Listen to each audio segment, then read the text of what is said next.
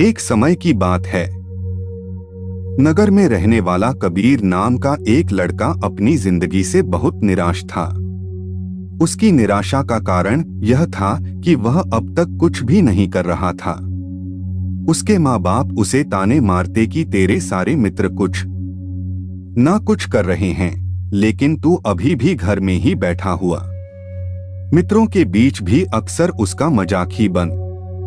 वह कहीं जाता तो लोग उससे पूछते कि क्या कर रहे। उसे यह बताने में बड़ी शर्म आती है कि अभी वह कुछ भी नहीं कर रहा। धीरे धीरे उसने रिश्तेदारों के यहाँ जाना और लोगों से मिलना जुलना कम कर दिया। वह ज्यादातर समय अपने घर में ही बैठा रहता। वो अकेले में रोता, भगवान को कोसता और अपनी किस्मत को दोष देता। अब उसे अपनी जिंदगी बोझ लगने लगी थी। कभी कभी वह सोचता कि जब वे कुछ करने के लायक ही नहीं है तो फिर उसके जिंदा रहने का भी क्या फायदा। उसे तो मर जाना चाहिए। एक दिन वे अपने नगर की एक सड़क से गुजर रहा था। तभी उसने देखा कि एक गुरु दुख के ऊपर प्रवचन दे रहे हैं। वह भी वही भीड़ में पीछे बैठ गया और गुरु के प्रवचन सुनने लगा। गुरु बोल रहे थे कि दुख एक गुरु की भांति होता है जो हमें जीवन की सच्चाई दिखाता है और हमें सही से जीवन जीने का तरीका सिखाता है। आप चाहें तो अपने दुख रूपी गुरु से जीवन जीना भी सीख सकते हैं और चाहें तो उस दुख में डूबकर बैठकर रो भी सकते हैं। कबीर भी गुरु की ये सारी बातें ध्यान से सुन रहा था, लेकिन उसे गुरु की ये बातें सही नहीं लगी। उसने खड़े होकर कहा, दुख कुछ भी सिखाकर नहीं जाता, सिर्फ पीड़ा देकर जाता है। दुख की पीड़ा अनंत होती है, ऐसा लगता है इसके बाद कुछ भी नहीं होने वाला, कुछ भी नहीं मिलने वाला। मृत्यु भी उसके सामने छोटी लगने लगती है। गुरु ने कहा, आखिर क्या दुख है तुम्हें?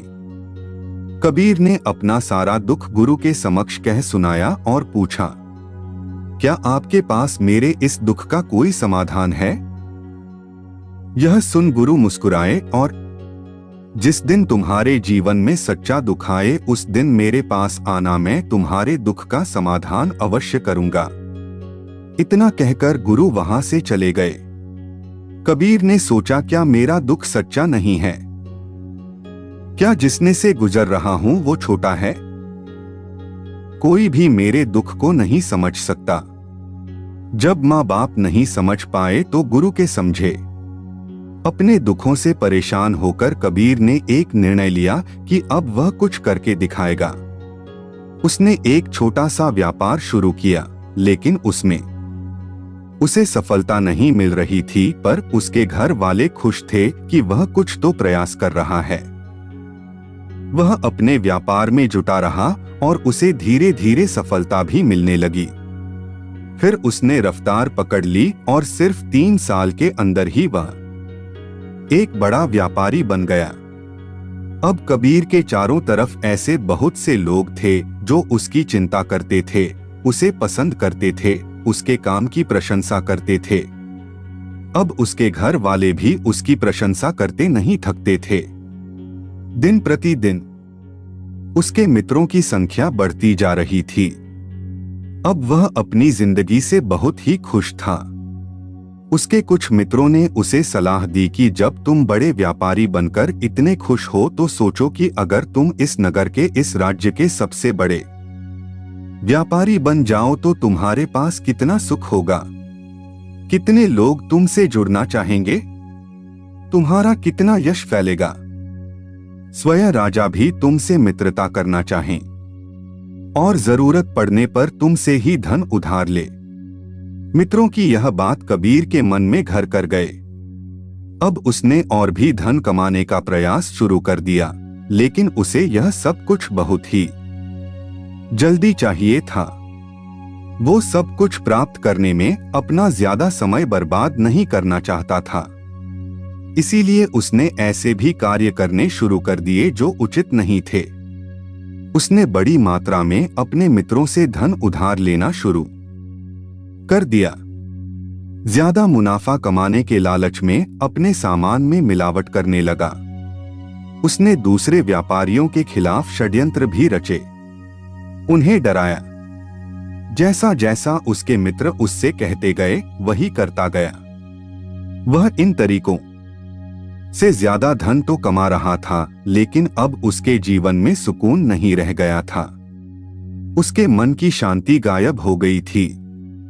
उसे रातों में नींद नहीं आती थी। सुख साधन की सारी वस्तुएं होने के बाद भी उसे किसी में सुख नहीं मिल रहा था। एक दिन कबीर अपनी बग्गी में सवार होकर कहीं जा रहा था।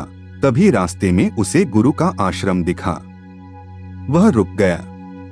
वह गुरु के पास जाकर बोला, गुरुदेव, आपने कहा था कि जब तुम्हारे जीवन में सच्चा दुख आए तब मेरे पास आना।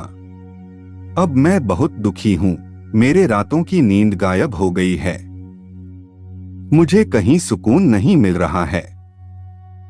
इस तरीके से कबीर ने अपनी सारी समस्या गुरु के सामने कह सुनाई। गुरु ने कहा, जब तुम मुझसे पहली बार मिले थे तब भी तुम किसी दुख में थे। तुमने उस दुख से क्या सीखा?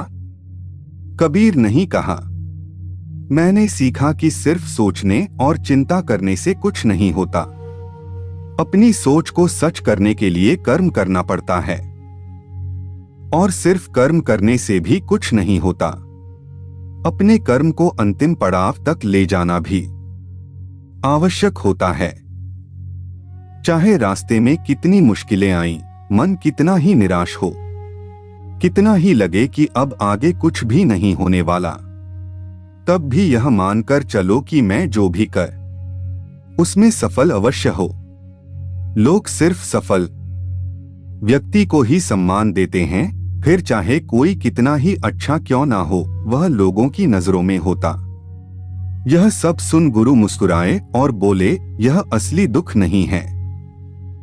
जब तुम्हारे जीवन में असली दुख आए तब मेरे पास आना, मैं उसका समाधान अवश्य करूंगा। कबीर नहीं जाते समय गुरु को सोने के सिक्कों से भरा घड़ा भेंट किया। खड़ा देखकर गुरु ने कहा, यह मेरे किसी काम का नहीं, इसे उस पेड़ के नीचे गड्ढा खोदकर दफना। कबीर ने गुरु के कहे अनुसार घड़े को पेड़ के नीचे दफना दिया और वहां से चला गया। कुछ दिनों तक तो व्यापार अच्छी तरक्की कर रहा था, लेकिन गलत व्यापार की वजह से ही धीरे धीरे उसे व्यापार में घाटा होने लगा। उसकी सारी धन संपदा धीरे धीरे खत्म होने लगी और एक दिन ऐसा आया जब उसके पास कुछ भी नहीं बचा और वह कर्जे से लग चुका था। लेकिन वह निश्चित था, क्योंकि उसने सारा कर्ज अपने मित्रों से ही लिया था। मैं सोचता था कि उसके मित्र बुरे समय में उसका साथ देंगे, लेकिन ऐसा कुछ भी नहीं। बुरा समय आते ही मित्रों ने ही सबसे पहले अपना उधार मांगना शुरू किया और उधार वापस न करने पर जान से मारने की धमकी भी। उसके शुभचिंतक, उसे चाहने वाले सब उससे दूर हो गए। उसके वो मित्र जो उसके साथ मौज मस्ती किया करते थे, अब उससे दूर भागने लगे। उसके परिवार वाले उसे उसकी गलतियां और कमियां गिनाने लगी। उसकी सारी संपत्ति नीलाम हो गई और उसके पास कुछ भी नहीं बचा। उसने अपने पिता से सहायता मांगी तो पिता ने कहा, मेरे पास ये थोड़ी सी ही संपत्ति है, अगर मैं यह भी तुम्हें दे दूंगा तो तुम्हारी माँ को कहानी इस संपत्ति हमारा आखिरी सर। कबीर के भीतर बहुत, उसके आसपास ऐसा कोई भी नहीं था जो उसके दुख को समझ सके, उसे संभाल सके। लोगों से मिले इस धोखे और विश्वासघात की वजह से